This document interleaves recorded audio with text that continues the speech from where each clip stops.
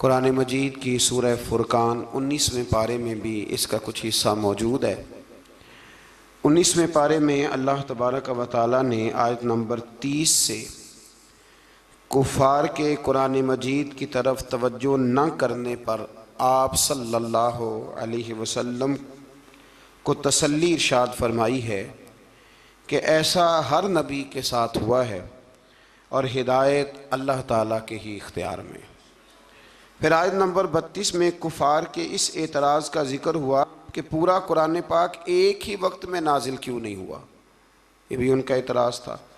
कुरान ने बताया कि आहिस्ता आहिस्ता तदरीजन नुज़ूल में हिकमत ये है कि वही के तसलसल के ज़रिए नबी करीम अलैहिस्सलाम का अल्लाह ताला से ताल्लुक़ कायम रहे और आपके दिल को करार और सुकून नसीब होता रहे।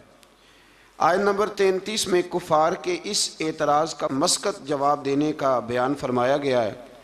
दलाइल के साथ इसका बड़ा मस्कत, बड़ा मुदल्लल अल्लाह करीम ने जवाब इरशाद फरमाया। आयत नंबर 35 से हज़रत मूसा का जिक्र फरमाया, फ़िरौन की नाफरमानी, कौम नूह, कौम आद, कौम समूद और कौम लूत के तबाह होने का फिर से यहाँ अल्लाह करीम ने जिक्र फरमाया। एक बात यहाँ पे अर्ज़ कर दूँ, जब से ये जिक्र शुरू हुआ है ना इन सारी कौमों का, तो इशारतन बहुत सारे पारों में बार बार जिक्र आया है, बार बार जिक्र आया है।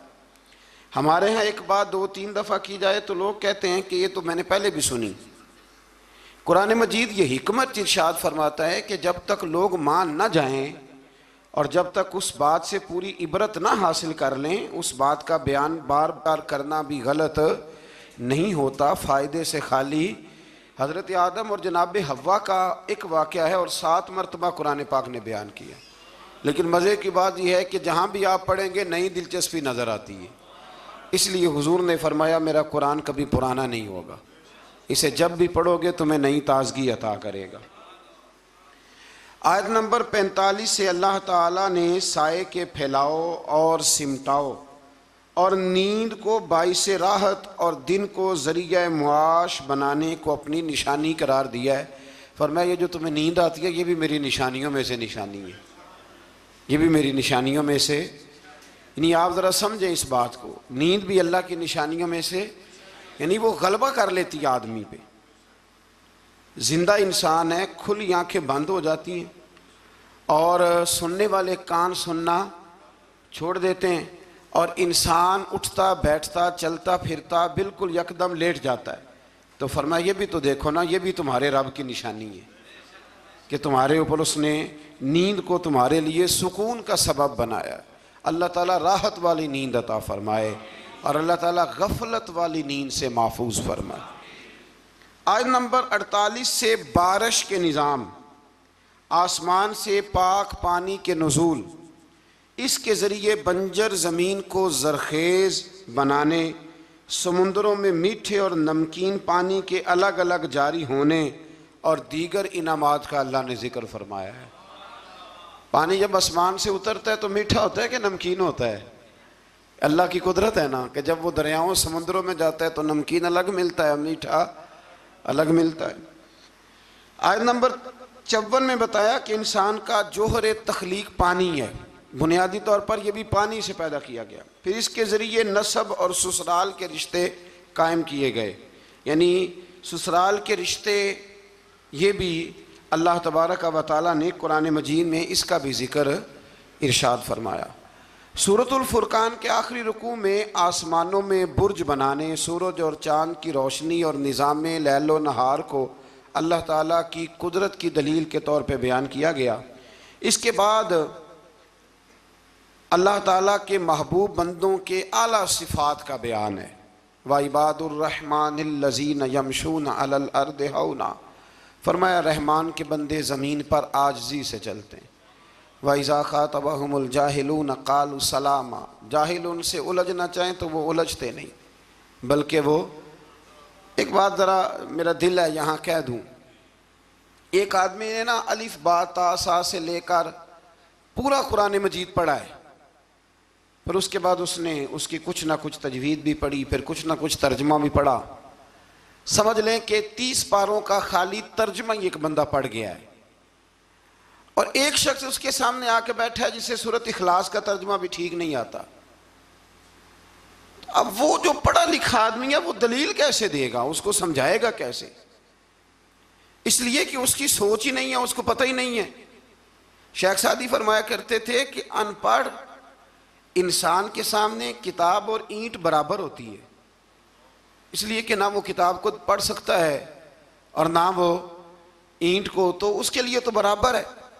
अनपढ़ बंदे को मसला समझाना और किसी बेवकूफ़ को बात समझाना और फिर उससे अगली बात, कुछ लोगों ने कुछ चीज़ों का जायका चखा होता है, उनको इत्मीनान कल्बी नसीब हुआ होता है। कुछ लोग बिल्कुल उससे नाआशना होते हैं।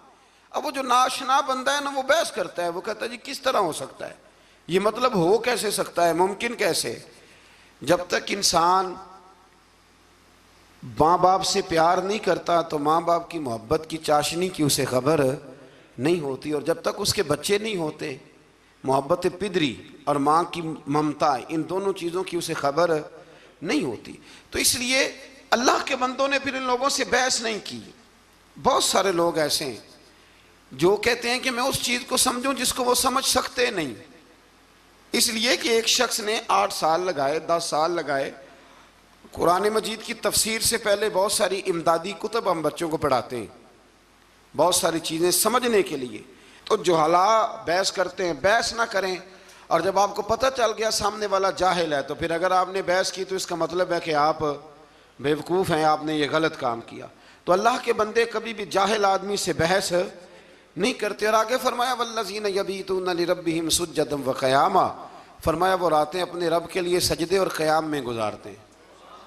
और सारी रात इबादत करने के बाद भी सवेरे वो ये नहीं कहते मैं इबादत गुजारूँ। वल्लज़ीना यक़ूलूना रब्बना अस्रिफ़ अन्ना अज़ाब जहन्नम इन्ना अज़ाबहा काना गरामा, सवेरे उठ के कहते हैं अल्लाह हमें जहन्नम के अज़ाब से महफूज रखना, बेशक तेरा अज़ाब गले में अड़ जाने वाला है।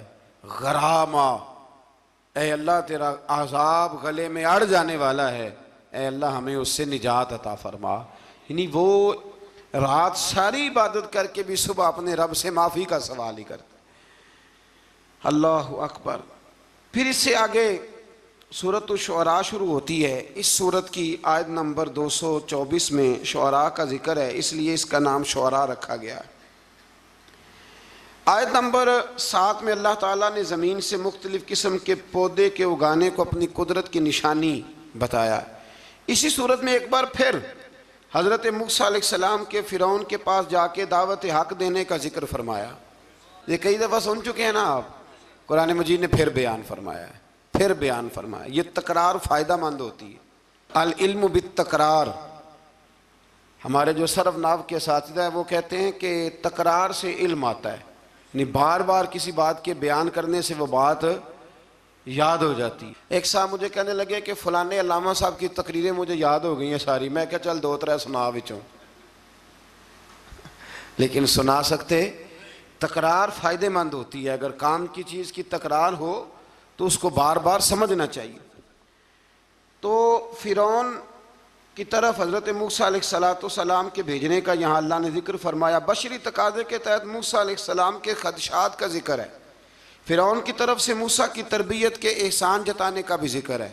पीछे आप पढ़ आए ना कि हज़रत मूसा उसी के घर में पले थे, तो वह कहेगा कि मैंने पाला है तो आप मुझे ही तबलीग करने आ गए। फ़िरौन ने दावत तौहीद के जवाब में कहा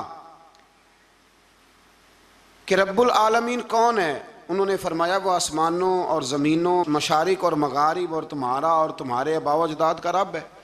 इस मकाम पर भी एक बार फिर जादूगरों के मुकाबले में मूसा अलैहिस्सलाम के मोजज़ात, ख़ास तौर पर वो जो आपका अज़दहा बन गया था ना और फिर वो गालिब आ गया था, उसके आने का फिर एक दफ़ा अल्लाह ने जिक्र फरमाया। फिर जादूगरों के ईमान लाने और फ़िरौन की तरफ से कैद में डालने, हाथ पाँव को मुखालिफ सिमत में काटने और सूली पर चढ़ाने की धमकी का भी जिक्र है।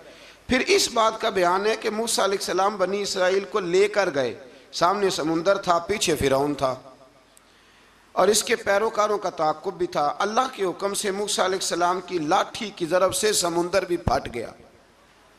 बनी इसराइल के रास्ता बना, वो सलामती के साथ समुंदर पार चले गए। फ़िरौन अपने लाओ लश्कर समेत समुंदर में गर्क हो गया।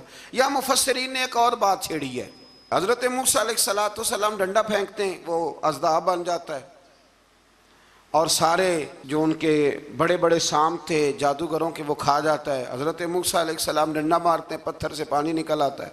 हज़रत मूसा वही डंडा मारते हैं तो समुंदर से 12 रास्ते बन जाते हैं। तो ये डंडा फ़िरौन को क्यों नहीं मारा उन्होंने? ये डंडा फ़िरौन को क्यों नहीं मारा? ये मुफस्सिरीन ने बहस छेड़ी है। अल्लाह ने उन्हें ताकत दी है ना, और वो जहाँ जहाँ चाहते हैं उनका वो असा मुबारक काम आता है, तो एक मारते उसको भी काम ख़त्म हो जाता। तो फिर समझ लें कि अल्लाह नबी को जो मोजज़ा देता है तो हुक्म देता है कि ये आपने इस्तेमाल भी मेरे हुक्म से ही करना है। वली को जो करामत देता है तो फरमाता है ये इस्तेमाल भी आपने मेरे हुक्म से करनी है। इसलिए पीछे आप पढ़ रहे हैं कि अल्लाह फरमाते हैं कि हम काफिरों के मुतालबे पे अजाब नहीं नाजल करेंगे। कहते हैं जितना ही कामिल है तो फिर दिखाए ना कुछ है। तो ये तो बोली मैं आपको सुना आया हूँ, ये तो कुफर की बोली है। तो अबू जहल कहता था फिर लाइए अजाब, लाइए हमारे ऊपर अजाब जिसकी आप बात करते थे। तो ये तो बोली बड़ी गलत है कि कोई शय है तो दिखाओ, ये तो बात बड़ी दूर जाती है। अल्लाह हिदायत का नूर अता फरमाए। आयत नंबर 69 से फिर एक बार हजरत इब्राहीम का जिक्र है। सुभान अल्लाह, कैसे प्यारे नबी हैं अल्लाह के। बार बार रब करीम उनकी शानों का बयान फरमाता है। वो अपनी कौम को बुतों की बेबसी की जानिब मुतवज्जो करते थे। फिर इब्राहीम अलैहिस्सलाम अल्लाह ताला की नेमतों का इतराफ़ करते हुए फरमाते, अल्लाह ने मुझे पैदा किया है, वही हिदायत देने वाला है, वही मुझे खिलाता है, वही पिलाता है। जब बीमार होता हूँ तो वही मुझे, अल्लाह अकबर, कई दफ़ा एक ही डॉक्टर से दवाई लेते हैं तो आराम आ जाता है, फिर दोबारा उसी से लेते हैं तो आराम। इसका मतलब है कि हज़रत इब्राहीम फरमाते हैं कि शिफा भी मेरा अल्लाह ही मुझे देता है। फिर फरमाया वही मेरी रूह कब्ज़ करेगा और आखिरत में दोबारा पैदा करेगा। मुझे यकीन है क़यामत के दिन मेरी ख़ताओं को भी माफ़ फरमाएगा। इब्राहीम फरमा रहे हैं अल्लाह के नबी। उन्होंने कौन सी ख़ताएँ की थी जी? सारी ज़िंदगी अल्लाह की राह में जिहाद करते गुजर गई, फिर भी डर के दुआ मांगते हैं। संगियो गाफिल न बने, गाफिल हर वक़्त माफ़ी मांगना ये अल्लाह के बंदों का तरीका है। मेरे रसूल करीम अलैहिस्सलाम ने फरमाया मैं दिन में 100 दफ़ा अपने रब से इस्तिग़फ़ार करता। बार बार इस्तिग़फ़ार करें, बार बार उससे माफ़ी मांगें। वो माफ़ी मांगने वाले से बड़ा ही राज़ी होता है। अल्लाह तौफ़ीक़ अता फ़रमाए। ये अम्बिया का हमारे लिए तालीम है, ये तालीम उम्मत है, वरना उन्होंने कौन सी ख़ताएँ की। अल्लाह अकबर। फिर फरमाया वो दुआ करते हैं कि ए मेरे परवरदिगार तो मुझे सही फ़ैसला करने की कुव्वत अता फ़रमा और मुझे नेक बंदों के साथ मिला दे। पढ़ना ज़रा घर जाके सूरह शोरा, आपको समझ आएगी। अल्लाह के नबी दुआएं मांगता है, या अल्लाह हमें नेकों की संगत अता फरमा। हमारे ज़माने में ज़रूरत ही कोई नहीं नेकों की, और फिर संगत, फिर उनके साथ रहना, पास बैठना, इसकी ज़रूरत ही कोई नहीं। सारे खुद ही बड़े बड़े पीरे कामिल हैं। बल्कि अब तो बहुत सारे लोग कहते हैं पीर साहब को भेजो थोड़ी देर मेरे पास बैठे, मैं को सबक पढ़ाऊँ। माज़अल्लाह ताला। ऐ अल्लाह बाद में आने वाले लोगों में मेरा ज़िक्र खैर सच्चाई के साथ जारी फरमा, मुझे जन्नत की नेमतों का वारिस बना और मुझे क़यामत के दिन रुसवा ना फरमाना। ये पता क्या है, ये ना बंदे का अल्लाह से रिश्ता है। ये रिश्ता है, बंदा जब उसकी नेमतों को सोचता है और फिर अपने रोज़मर्रा की इबादत को, नेकी को सोचता है, तो फिर कहता है अल्लाह तूने बड़ा दिया है, मुझे रुसवा ना कर देना। ये कई दफ़ा खुफिया तदबीर भी होती है ना। हाँ, ये कई दफ़ा बहुत शानें जब मिल जाती हैं तो खुफिया तदबीर भी होती है। खुफिया तदबीर भी होती है।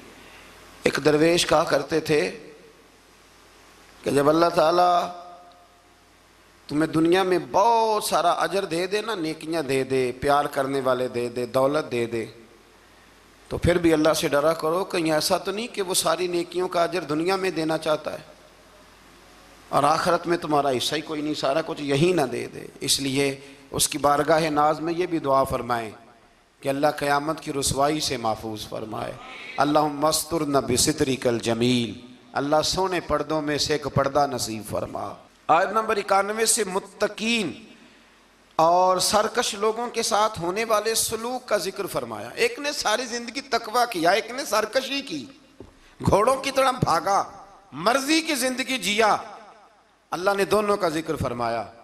और फरमाया गुमराह लोगों के जहन्नम में आपस में लड़ने और हर तरफ से नाउम्मीद होने और इनके दुनिया में वापस जाकर ईमान लाने की नामुमकिन ख्वाहिश है। यहाँ बड़े लोग कहते हैं जी अल्लाह चाहे और नेकोकारों को जो है वो माज़अल्लाह दोज़ख में डाल दे और हमें अल्लाह चाहे तो बख्श दे। जिसने उठती हुई जवानी में भी अपनी नज़र झुका के रखी और जेब में लाखों करोड़ों होने के बावजूद भी अपने रब की रिजा वाली बात की और तू सारी जिंदगी गुजारे बेहयाई और फाशी में और दावे तो अजीब कर दे। अल्लाह बेनियाज जरूर है पर बेइंसाफ नहीं, बेनियाज जरूर है पर वो बेइंसाफ, ये समझ लें। हाँ, किसी को ये दावा नहीं करना चाहिए कि मैं नेक हूं तो जन्नत मेरे नाम अलाट हो गई है, दुआ करनी चाहिए और उसकी बारगाह में माफ़ी चाहनी चाहिए। लेकिन ये जो गुनाहगार फिर दलेरों जैसी बातें करते हैं ना, इसका तो मामला ये है कि एक गुनाहगार ऊपर से सीना जोर, ये जुल्म है, ये जबर है, इससे बचें। हाँ, अगर कोई रब की रहमत का बाजू थाम के बात करेगा तो अल्लाह बड़ा ही करम फरमाने वाला है।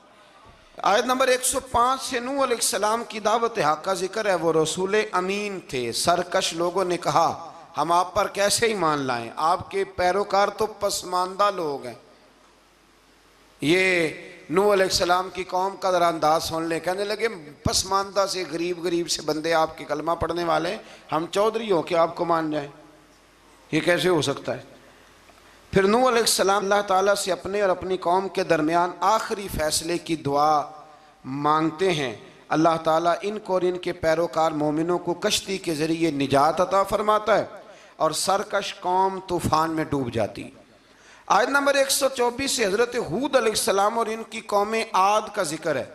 अल्लाह ताला ने इस कौम पर नेमतों की फरावानी की, चुपायों, औलाद और नहरी बागात की सूरत में फरमाई। उन्होंने मजबूत मकानात और बुलंद मकामात पर इशरत गाहें तामीर कर ली। आजकल भी फार्म हाउस नहीं बन जाते, जल्दी जल्दी से फार्म हाउस बन जाते। बेलाखर नबी की तकजीम की बिना पर अल्लाह ने इस कौम को भी हलाक कर दिया।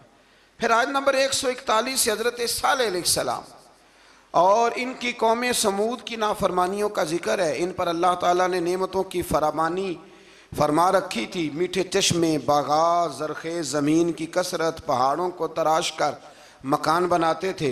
लेकिन जब उन्होंने नाकत अल्लाह यानी अल्लाह की ऊँटनी की बेहुरमती की तो इन पर आज़ाब नाजिल हुआ। तो जो नाकत अल्लाह की बेअदबी करे, अल्लाह की ऊँटनी की, उस पर अज़ाब नाजिल होता है। तो जो रसूलुल्लाह की बेअदबी करे और जो औलिया अल्लाह की माज़ अल्लाह बेअदबी करे, उसका क्या हौल होगा। अल्लाह ताला हिदायत का रास्ता नसीब फरमाए। आयत नंबर 160 से लूत अलैहिस्सलाम और इनकी कौम का जिक्र है। इस कौम की बदआमालियों का जिक्र है कि वो हलाल बीवियों को छोड़कर गैर फितरी तरीके से अपनी जिनसी ख्वाहिश पूरी करते, गुनाह के अड्डे आबाद करते। लूत अलैहिस्सलाम की बीवी भी उनके हम ख्याल थी। बेलाखर अल्लाह ताला ने इस कौम को भी तबाह व बर्बाद किया। फिर शुएब अलैहिस्सलाम और इनकी कौम का जिक्र है। ये लोग असहाबुल ऐका कहलाते थे। ये लोग लेन देन के वक्त नाप तोल में डंडी मारते थे। इनकी सरकशी का यह आलम था कि नबी से कहते अगर आप सच्चे हैं तो हम पर आसमान क्यों नहीं फट पड़ता। फिर इस कौम पर भी अजाब नाजिल हुआ और वो तबाह व बर्बाद कर दिए गए। लूत अलैहिस्सलाम की बीवी भी साथ रहती थी लेकिन काफिरों की हम ख्याल थी। और नूह अलैहिस्सलाम का बेटा भी और उनके घर वाले भी कुछ इसी तरह के थे। एक बात जहन में रखें, दो भाई इकट्ठे रहते हैं, दोनों ने अपनी अपनी कब्र में जाना है। किसी घर का एक फ़र्द अगर गलत होगा तो उससे मुराद वो पूरा ख़ानदान नहीं होगा। इसलिए कुरान मजीद ने कहा है कि कोई क़यामत में एक दूसरे का बोझ नहीं उठाएगा, सारे अपना अपना ही उठाएंगे। आयत नंबर 192 में बताया कि कुरान अल्लाह का कलाम है जिसे वाज़े अरबी ज़ुबान में जिब्रील अमीन ने मुहम्मदुर रसूलुल्लाह सल्लल्लाहु अलैहि वसल्लम के कल्बे पाक पर नाजिल गए। कुरान के लफ्ज़ नुज़्ज़िला अला कल्बिक, महबूब हमने आपके ना दिल पर इसे नाजिल फरमाया। ये बड़ी कमाल की बात है। महबूब हमने आपके यानी कलाम अल्लाह का और हुजूर के यानी महबूब और मुहिब की जो बातें होती है ना, वो अगर जुमलों में भी हों तो जाके टकराती सीधी दिल के साथ हैं। इन आयात में यह भी बताया कि जिन कौमों का नामो निशान मिटा दिया गया, अल्लाह ताला ने इत्माम हुज्जत के लिए उनके पास रसूल भेजे। वो कहे ना कि कोई डराने वाला नहीं आया। कुरान मजीद का मुताला करने वालों के लिए गौर व फिक्र का मकाम है कि जिन बदआमालियों के सबब पिछली उम्मतों का नामो निशान मिटा दिया गया, आज वो सारी खराबियाँ इस उम्मत में भी जमा हो चुकी हैं। वो सारे गुनाह लूत अलैहिस्सलाम की कौम जो काम करती थी वो आज यहाँ नहीं हो रहा, वो यहाँ नहीं हो रहा। अल्लाह तबारक व तआला माफ़ फरमाए। लोग समझते हैं कि शायद रब करीम मस्जिदों में तो देखता है, माज़अल्लाह तो होटलों के बंद कमरों में वो नहीं देखता, और हमारी ख्वाबगाहों में और फार्म हाउस में और वो दूर दराज देहातों में जो हमने कोठियाँ तामीर की हैं उसके अंदर जो हम गुल गुबारे करते हैं तो उन्हें नहीं देखता। वो सारे काम जो लूत अलैहिस्सलाम की कौम करती थी, जो नूह अलैहिस्सलाम की कौम करती थी, वही मजाक जो हजरत नूह की कौम करती थी ना, कि ये चंद माड़े माड़े लोग आपके साथ हैं। बहुत सारे मैंने वडेरों को आज उलमा और मशाइख का इस तरह मजाक उड़ाते देखा है। ये 4 बंदे छोटे छोटे आपके साथ हैं। भाई नहीं वही जुमला जो नूह की कौम कहा करती थी, लेकिन फिर बचे तो वही माड़े माड़े ना, फिर बचे ना वो माड़े माड़े के। तो किधर गए वो ऊंची कलगियों वाले? इंसान जब बात करता है तो बगैर सोचे समझे करता है। लूत अलैहिस्सलाम की कौम की खराबियाँ, फिर हज़रत नूह की कौम की खराबियाँ, फिर हज़रत शुएब की कौम अगर नाप तोल में डंडी मारती थी तो आज क्या कुछ नहीं होता, दवाइयों तक में मिलावट होती। बस एक ही बात है, चेहरे इसलिए नहीं बदलते कि इस ज़मीन पर गुंबद खजरा मौजूद है, रसूलुल्लाह सल्लल्लाहु अलैहि वसल्लम का साथ मौजूद है। बस अल्लाह ताला हमें रसूल पाक की निस्बत कामिला अता फरमाए। आयत नंबर 218 में फरमाया कि ए रसूल मुकर्रम सल्लल्लाहु अलैहि वसल्लम, अल्लाह ताला इबादत के वक़्त आपके क़याम और इबादत गुजारों के दरमियान आपके सजदों को देख रहा होता है। महबूब तेरे सजदे मुझे बड़े ही प्यारे हैं। जब तू सफ़ों के बीच नमाज़ें पढ़ता है ना तो मैं वहाँ तुझे देखता रहता हूँ। जब इंसान सजदा करता है तो रब बड़ा ही राज़ी होता है। इसलिए हुजूर ने फरमाया, जब तुम एक सजदा करते हो तो अल्लाह की बारगाह में तुम्हारा एक दर्जा बुलंद कर दिया जाता है। जितने दिन बाकी रह गए हैं ना, अल्लाह ताला हमें कसरत से सजदे करने की तौफीक अता फरमाए। रमज़ान के दिन नहीं कह रहा, ज़िंदगी के दिन कह रहा हूँ। जितनी ज़िंदगी बाकी है अल्लाह ताला कसरत से सजदे करने की। हज़रत अबू फातिमा रज़ी अल्लाह ताला अन्हु फरमाते हैं कि हुजूर ने मुझसे फरमाया था, अबू फातिमा जन्नत में मुझसे मिलना चाहते हो? मैंने कहा हुजूर हाँ। फरमाया फिर सजदे ज़्यादा करके आना, सजदों की दौलत तुम्हारे पास ज़्यादा होनी चाहिए। फिर आगे शुरू होती है सूरह नमल। नमल कहते हैं चींटी को। ये चींटी के नाम पर अल्लाह ने सूरत रख दी। पीछे मैं आपको बहुत सारी सूरतों के नाम याद करा आया हूँ। एक सूरह नहल भी हमने पढ़ी थी। तो अल्लाह तबारक व तआला ने इस सूरत में कुरान करीम की हक्कानियत, मोमिनीन की सिफ़ात, मुख्तलिफ़ अम्बिया के अहवाल, अल्लाह ताला की तौहीद पर दलाइल, क़यामत की हौलनाकियाँ और हयात बादल मौत का ज़िक्र फरमाया। इस सूरत की इब्तदाई आयात में एक बार फिर हज़रत मूसा अलैहिस्सलाम के अहवाल और मोजज़ात का बयान है। आयत नंबर 16 से सुलेमान अलैहिस्सलाम का जिक्र है। वो दाऊद अलैहिस्सलाम के वारिस थे, बेटे थे, और इन्हें परिंदों की बोलियां सिखाई गईं। जिन्नात और इंसानों के लश्कर का एक फ़ौजी डिसिप्लिन के साथ इनके पास हाज़िर रहते थे। वो जो उनका लश्कर था ना, उसमें इंसान भी थे, जिन भी थे, और उसके अंदर परिंदे भी थे। उनका लश्कर था, वो हमेशा उनके पास रहते थे। हज़रत सुलेमान अलैहिस्सलाम गुज़र रहे थे तो एक मकाम से आप गुज़रे जहाँ चींटियाँ बड़ी कसरत के साथ थी।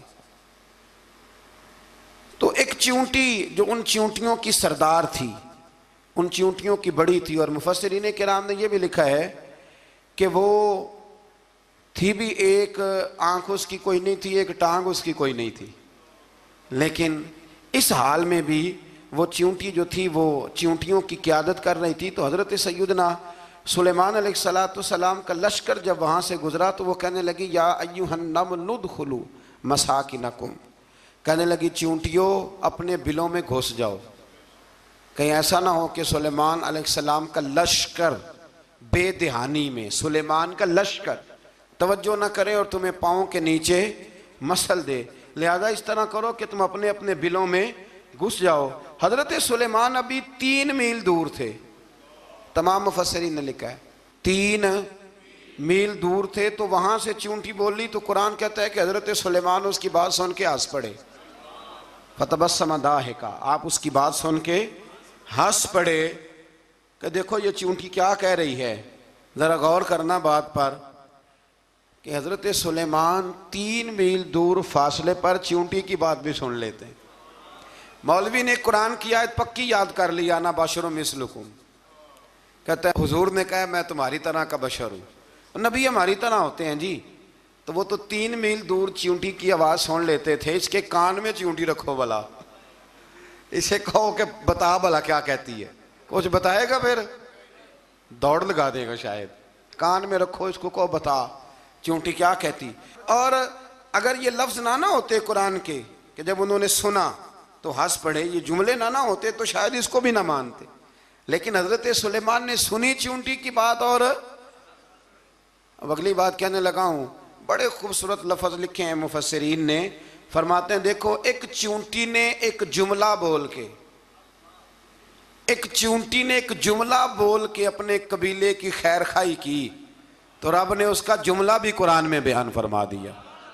तो जो सारी ज़िंदगी लोगों को जुमले बोल बोल के कहे रब रसूल की तरफ आ जाओ, तो अल्लाह क़यामत में उसकी बात को कायम नहीं फरमाएगा।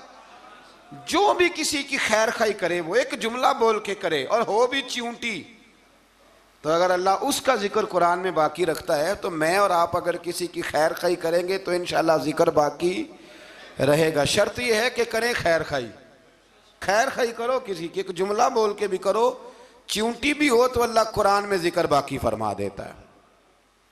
तो अल्लाह तबारक व तआला ने इस बात का जिक्र कुरान मजीद में फरमाया। इस पर कई कुछ लिखा है। इसी तरह से एक बात और लिखी है हमारे मुफस्सिरीन ने कि हज़रत सुलेमान एक दिन ना इसी तरह निकले, कहत पड़ गया था, बारिश नहीं होती थी, तो हज़रत सुलेमान बाहर मैदान में निकले दुआ करने के लिए, खुश्क साली थी। तो जब आप गए तो एक चींटी अपने पर फैला के दुआ मांग रही थी। तो रब करीम ने फरमाया सुलेमान आप वापस चले जाएं, बारिश आ जाएगी पर आएगी चींटी की दुआ पे। तो हज़रत सुलेमान ने अर्ज़ की मौला मैं भी तो इतना लश्कर लेके आया हूँ ना, तो चलो हमें भी दुआ कर लेने दे, तू चींटी की दुआ पे बरसा देना पर दुआ कर लेने दे। फरमाया नहीं आप वापस जाएं, दुआ ना मांगे। या अल्लाह क्यों? फरमाया चींटी का दिल टूट जाएगा, वो तो कहेगी कि ये सुलेमान के लश्कर दुआ पे फिर बारिश आई है।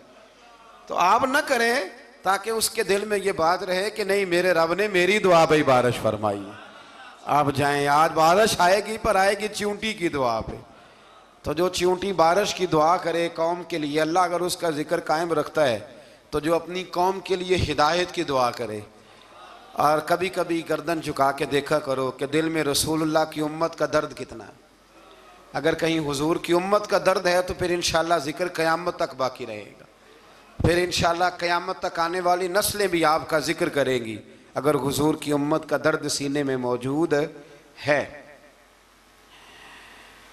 इसी तरह से फिर हज़रत सुलेमान के लश्कर में ना एक हुदहुद नामी परिंदा भी था, लश्कर का कारकुन था परिंदा। हुदहुद गायब था। तो हज़रत सुलेमान कहने लगे किधर गया वो हुदहुद, नजर ना आ जाया सख्त सजा दूंगा। यहां तो कोई अच्छी खबर लाएगा, क्योंकि वो हुदहुद परिंदा जाता था तो खबरें ला के देता था, वरना सजा दूंगा। उतनी देर में हुदहुद भी आ गया। तो ये परिंदे जो कारकुन होते हैं बड़े सियाने होते हैं, कभी बंदा नाराज हो तो सही खबरें ले आते हैं। तो सही खबर लेके आ गया। आते ही आके बैठा तो उसने हज़रत सुलेमान अलैहिस्सलाम ने कहा कहाँ थे? अर्ज़ करने लगा हुजूर मैं मुल्क सबा गया था, वहाँ एक औरत हुक्मरानी करती है, उसका नाम बिल्कीस है, बहुत बड़े तख्त पे बैठती है, 80 गज उसका तख्त लंबा है, 40 गज चौड़ा है, और शायद 80 मान के 80 टन उसका वजन है। तो हुजूर वो सूरज को पूछते हैं। तो हज़रत सुलेमान ने फ़ौरन ख़त लिखा, फरमाया जाके उसे मेरा ख़त दे दो कि यहाँ तो कलमा पढ़ के हमारी फरमा बरदार बन जाए, वरना तैयार हो जाए। जो अल्लाह के गैर को पूछते हैं हम उनके खिलाफ जंग करेंगे। वो जब लेके गए ना ख़त, ये हुदूद गया तो वो मीटिंग कर रही थी, उसके वज़ीर मशीर सारे बैठे थे। इसने जाके ख़त फेंक दिया मलका बिल्कीस की झोली में। उसने ख़त पढ़ा तो डर गई, वज़ीरों को बुलाया। हज़रत सुलेमान, कुरान कहता है हज़रत सुलेमान ने कहा था ख़त फेंक के ना तो साइड पे होके सुनना वो क्या कहते हैं। बंदों के लिए मना है, परिंदों के लिए जायज़ है। बंदों के लिए मना है साइड पे होके सुनना। हाँ, जिसकी जासूसी की ड्यूटी हो, कुफर की जासूसी की, उस बंदे के लिए भी जायज़ है। तो यहाँ एक तो वो परिंदे थे, दूसरा कुफर की जासूसी कर रहे थे। साइड पे होके सुनने लगे तो मलका बिल्कीस कहने लगी अब क्या करना है, ये खाता आया है। तो वो कहने लगे हम तैयार हैं, आप हुक्म करें, हम लड़ने को तैयार हैं, लड़ेंगे। वो कहने लगी नहीं, तेजी ना दिखाओ। कुरान मजीद कहता है कि वो कहने लगी जब लड़ाइयाँ होती हैं तो शहर तबाह होते हैं, मुल्क खंडर बन जाते हैं, लड़ाई मसले का हल नहीं है।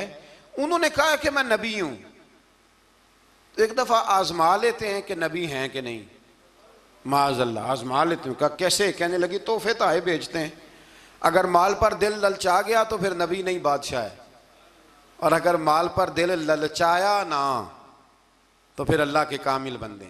ये फ़र्क उसने उस वक़्त बयान किया। उसने 500 कनीज़ें, 500 गुलाम, बड़े शानदार लिबास पहना के, 500 घोड़ा बड़ा तगड़ा, उसके ऊपर माल व असबाब रख के तैयारी करा के हज़रत सुलेमान की तरफ भेजा। हुद पहले से खबर लेके आ गया, हुजूर उसने ये प्रोग्राम बनाया है। वो जब आया सारा कुछ तो हज़रत सुलेमान देख के जलाल में आ गए, फरमाने लगे उसे जाके कह दो तू मुझे क्या तोहफे भेजेगी, मेरे रब ने मुझे माला माल फरमाया हुआ है, उन्हें माला माल किया मेरे मालिक ने, जा उसे जाके कह तू क्या तोहफे देगी।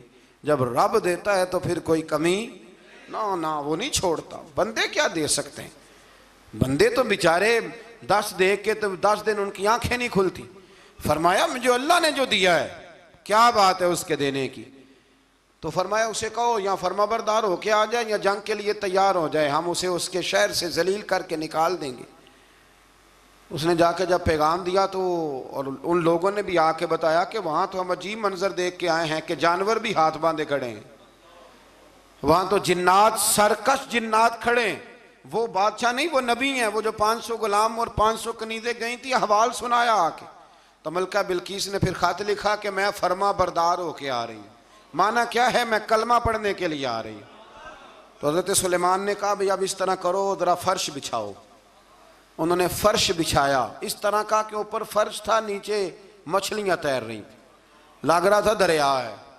ड्यूटी लगा दी, जिन्नात ने बिछा दिया। उधर हज़रत सैयदना सुलेमान फरमाने लगे अब चूंकि मान के आ रही है तो उसे अपनी नबुव्वत की अलामतें भी दिखानी है। उसने तख्त बड़ा शानदार बनवाया था, और ख़वातीन में जो आदतें ख़वातीन वाली होती हैं वो जाती नहीं। वो 7 कमरों में ना पीछे अपना तख्त रख के तो 7 दरवाजे बंद करके आई। उस ज़माने में एक रिवाज था, वो जुलेखा ने भी 7 दरवाजे मुकफ़ल के एक रिवाज था। एक कमरा, फिर कमरे के पीछे कमरा, फिर उसके पीछे कमरा, फिर उसके पीछे कमरा, और उसको बड़े मोटे ताले लगाए जाते थे। और फ़लसफ़ा ये था कि एक ताला तोड़ेगा कोई तो जब तक सिपाही आ जाएंगे, और अगर उसके तोड़ने तक ना आए तो दूसरे के तोड़ने तक आ जाएंगे, और उसके तोड़ने तक ना आए तो 7वें तक तो आ ही जाएंगे। ये उन लोगों का नफसियाती मामला था, सोच थी। 7 कमरों में मुकफ़ल करके ना वो निकली। तो हज़रत सुलेमान अलैहिस्सलाम कहने लगे भाई मुझे उसका तख्त चाहिए उसके आने से पहले, उसके आने से। इस वाक़े की क्या ज़रूरत थी कुरान पाक में, ये क्या हाजत थी, ये तख्त वाली सारी बात कुरान ने क्यों बयान की? पूछें आप अपने दिल से भी और इनकार करने वाले मुनकरीन से भी, इसकी क्या ज़रूरत थी? वो जो कहते हैं जी वली की करामत की क्या ज़रूरत है, सीधी सीधी नमाज पढ़ो, रोज़ा रखो, हज करो, ज़कात दो, तो पूछो इनसे एक सूरत नमल के अंदर इस सारी तफसील की क्या ज़रूरत थी? ख़त्म हो गई जब वो कलमा जो पढ़ रही है।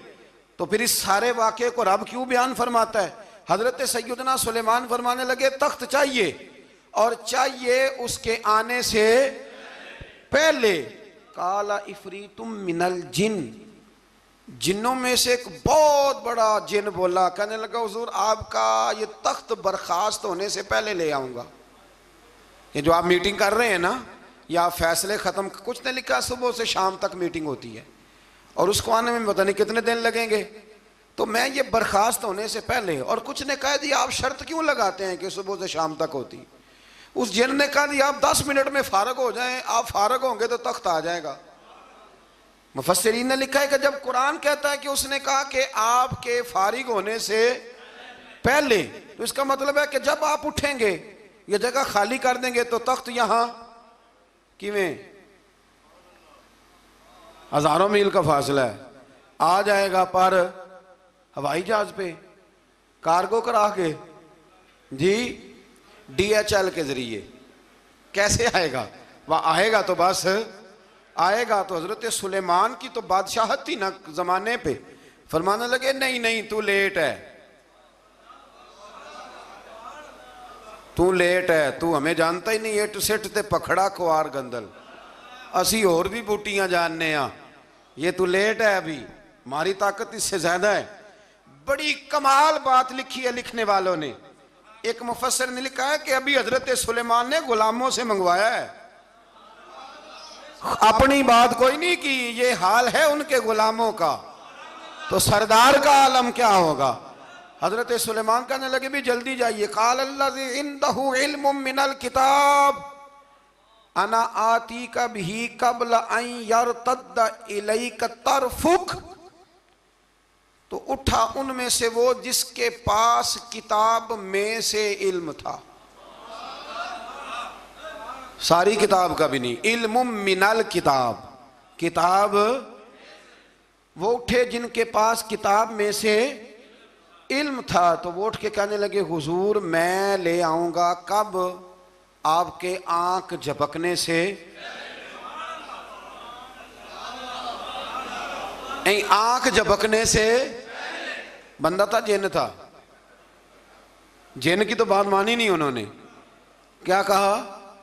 आंख झपकने से, मैं आंख झपकने से पहले ले आऊंगा। तो हज़रत सुलेमान कहने लगे तू ठीक है चल ला फिर, ला फिर। आंख झपकने से बड़े ही नादान नहीं, फिर गुस्सा नहीं आता उन पे, फिर गुस्सा नहीं आता।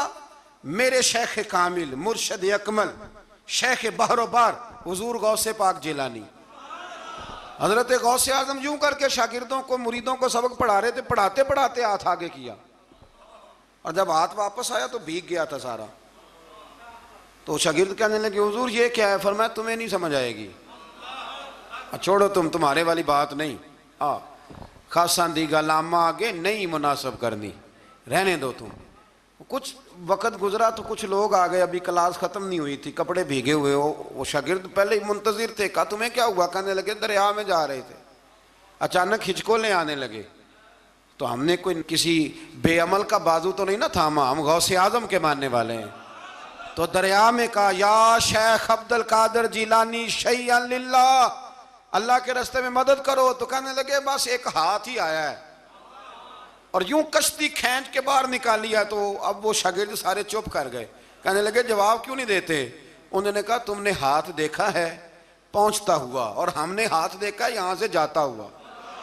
तुमने पहुंचता हुआ देखा है, तो हमने हजरत बहाउल्लाह नक्शबंद बुखारी, उनकी एक मुरीदनी थी, ऊपर चुबारे पे किसी ने उसकी इज्जत पे हाथ डाला, चुबारे पे ऊपर वाली मंजिल पे।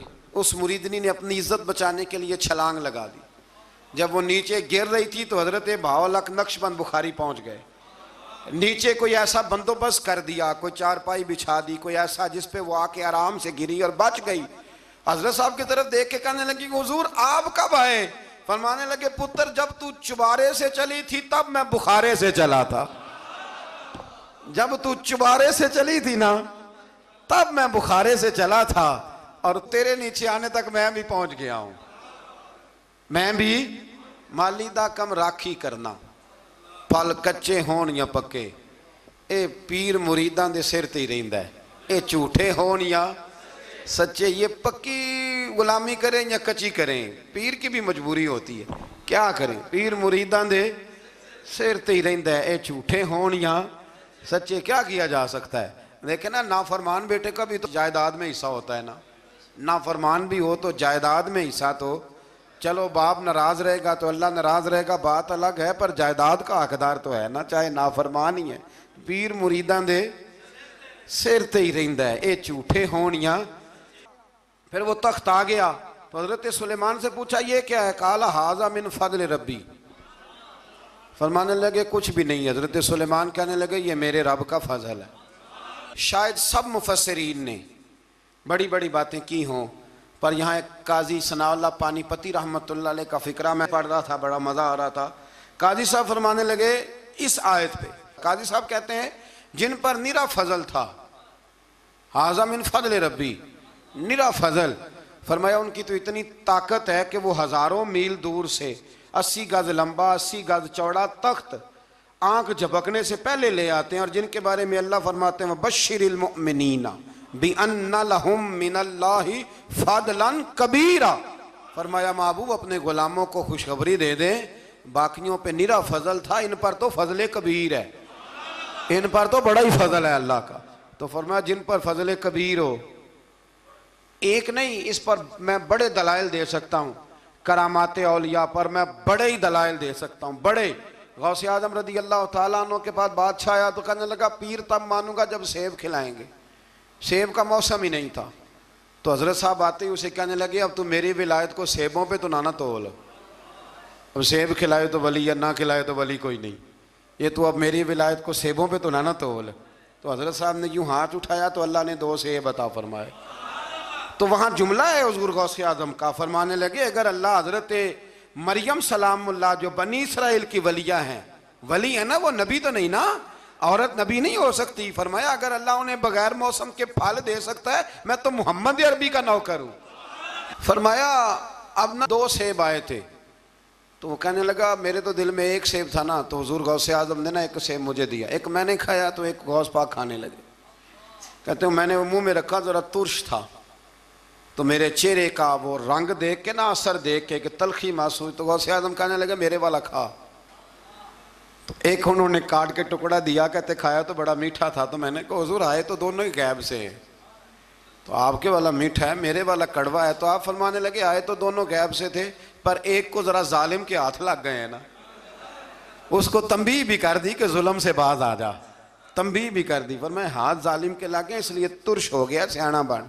1 नहीं 20 दर्जनों, लेकिन पता नहीं क्यों लोग अड़ गए, पता नहीं क्यों कड़ के आ गए करामत औलिया के मामले में। बिल्कुल, और फिर किसी हदीस में ये नहीं आया कि इस ज़माने में वली होंगे तो इस ज़माने में वली नहीं होंगे। हुजूर ने फरमाया मेरी उम्मत कभी गुमराही पर जमा नहीं होगी। इकबाल कहते हैं औलिया क्या होते हैं, औलिया क्या हैं, जवासीसुल कुलूब। इकबाल कहता है वली का बहुत बड़ा वली तुमने देखना हो तो उसे देखो जो तेरे दिल का जासूस है। चलो ये मुश्किल बात है, मैं नहीं छेड़ता, लेकिन जो तेरे हाँ वो जासूसी करता है, पर करता है तेरे दिल की, वो तेरे दिल का जासूस होता है वली। और उस पर हुजूर की हदीस है, फरमाया इसकी फिरासत कल्बी से डर, ये अल्लाह के नूर से देखता है, डर इसकी फिरासत कल्बी से। अल्लाह तौफीक अता फरमाए।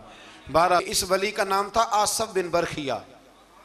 आसफ बिन बरखिया जी हज़रत सुलेमान के वज़ीर थे। वो आई मलका बिल्कीस, और जब वो आई ना तो उसने देखा कि ये तो आगे सामने हज़रत सुलेमान बैठे हैं, और जो रास्ता है ना दरमियान में वो फर्श है कि दरिया है समझ नहीं आ रही। तो उसने ना अपना यूं करके ऊपर कपड़ा उठाना शुरू कर दिया कि नीचे पानी है। तो हज़रत सुलेमान कहने लगे चलती आ, नीचे कुछ भी नहीं। उसने पैर रखा, नीचे मछलियां भी तैरती जा रही थी। हज़रत सुलेमान अलैहिस्सलाम, आज भी अल्लाह ने तौफीक दिया ना, लोगों ने इस तरह की तामीरात बाद में की हैं, लेकिन इसके मौजिद इसके पहले बनाने वाले हज़रत सुलेमान है अल्लाह की दी हुई तौफीक से। तो वो मलका आपके पास आई, फिर वो आपकी फरमा बरदार हो गई, और बाद मुफस्सिरीन ने यह लिखा है कि उसने जब कलमा पढ़ा तो फिर उसका निकाह भी हज़रत सुलेमान से हुआ, ये भी बाज़ लोगों ने लिखा है। तो इस सारे वाक़े को कुरान मजीद ने बयान फरमाया है। फिर आयत नंबर 47 से कौम समूद का हज़रत सालेह अलैहिस्सलाम से बदशगुनी लेने का जिक्र है। अल्लाह ताला ने फरमाया बदशगुनी और नहूसत अल्लाह के नबी सालेह अलैहिस्सलाम की वजह से नहीं है, बल्कि तुम ही नहूसत और नामुबारकी है और तुम फितने में मुब्तला हो गए। अजीब बात है ना ये भी कि वो कहा करते थे कि हज़रत सालेह अलैहिस्सलाम जब से आए हैं हम पे तरह तरह की मुसीबतें आने लग गई। ये वो कौम कहा करती थी। आज भी कुछ लोग कहते हैं जी जब तक मैं गलत था ना तब तक मामला ठीक थे, अब मैं सही हो गया हूँ तो हालात।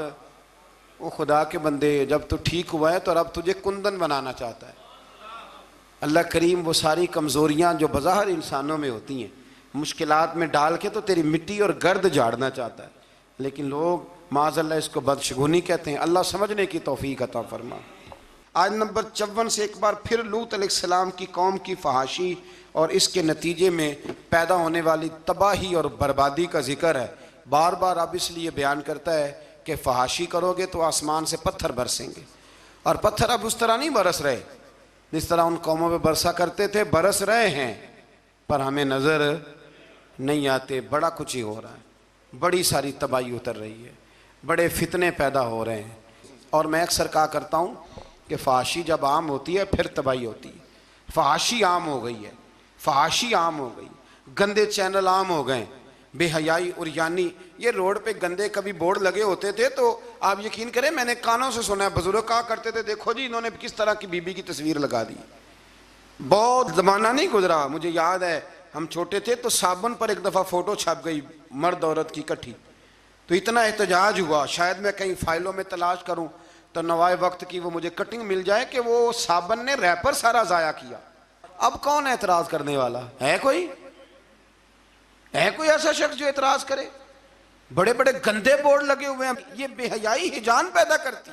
मैंने आपको कुरान मजीद सुनाया ना कि अल्लाह फरमाता है कि जो औरतें बूढ़ी हो गई हैं, अब निकाह की काबिल नहीं रही, वो पर्दा न भी करें तो उनको गुंजाइश है, लेकिन उसके बाद का अगर कर ले तो उनके लिए भी बेहतर है। तो जब बेहयाई और फहाशी और यानी आम होती है तो फिर यह हाल होता है कि नौजवानों के जज्बात में हिजान पैदा होता है, बच्चियों के जज्बात में हिजान पैदा होता है। इस्लाम गुनाह से नहीं मना करता, गुनाह के तरीकों से भी मना करता है। मैं कहा करता हूं कि नौजवानों की हर वक्त निगरानी की ज़रूरत होती है, हर वक्त। ये चढ़ती हुई जवानी सैलाब होती है, ये अगर किसी तरफ बह जाए तो तबाही उतर जाती है, खराबी हो जाती है। इकबाल ने ना अपने बेटे को एक दुआ दी थी, एक दुआ। मेरी अल्लामा शाह नूरानी साहब रहमतुल्लाह अलैह से पहली मुलाकात हुई तो अब तो खैर ये रिवाज है ना तस्वीरें लेने का, उस वक़्त ऑटोग्राफ लेने का रिवाज होता था। तो मैं तालिब इल्मी का ज़माना था, मैं डायरी लिखा करता था। इससे पहले भी मुझे हज़रत एक दफ़ा ये शेर मैं पढ़ चुका था, सुन चुका था, तो मैंने उनके सामने ना ये किया आगे कुछ ऑटोग्राफ के लिए, तो उन्होंने मुझे ये इकबाल का शेर लिख के दिया, हया बाकी नहीं है ज़माने की आँख में, खुदा करे कि रहे तेरी जवानी बेदाग, खुदा करे कि रहे तेरी। इकबाल ने ये नहीं कहा अपने बेटे से, ये बेटे का नाम लिखी कि तेरी आँख में हया नहीं, बल्कि कहा हया बाकी नहीं है ज़माने की, ज़माना बेहया है। तो दुआ है कि हमारे बच्चों की जवानियाँ, और एक दफ़ा धब्बा लग जाता है ना जब, तो फिर शैतान एक दफ़ा रास्ता दिखाता है तो फिर माइल करता है, और फिर जो दूसरी तबाही है शादियों के लेट होने की, वो उससे बड़ी कबाहत है। कल भी मैंने कहा था, आज फिर कहता हूँ, खुदारा इस पर नज़रसानी करें। शरीयत हमें बड़ी आसान दी है ना, सोना ठंडा मीठा और प्यारा दीन अल्लाह ने हमें दिया है, जो अगर हम अमल करें तो कितना हमारे लिए आसान है। हमने अपने लिए मुश्किलात इकट्ठी कर ली हैं। अल्लाह ताला सब के हक़ में आसानियाँ फरमाए। और इसकी बुनियाद वही मामला है कि अगर बेहयाई को कंट्रोल किया जाए तो इस तरह के सारे वाक़यात को कंट्रोल किया जा सकता है। और अगर वो वाली सज़ाएँ दी जाएँ जो इस्लाम ने रखी हैं, इस्लाम ने रखी हैं, संसार करने वाली और चौक में संसार करने वाली, इसको रोड़े मारो। अगर शादीशुदा है तो चौक के अंदर इसे संसार करो, इसको भगाओ, पीछे से रोड़े मारो। अगर ये वाली सजा दी जाए तो निशान इबरत बन जाए। लेकिन हमारा कानून है ना, कहते हैं जी गुंजाइश नहीं इसमें, भाई अल्लाह रसूल का निज़ाम अमल करने के लिए गुंजाइश नहीं। अल्लाह तबारक व तआला हमें समझने की तौफीक अता फरमाए।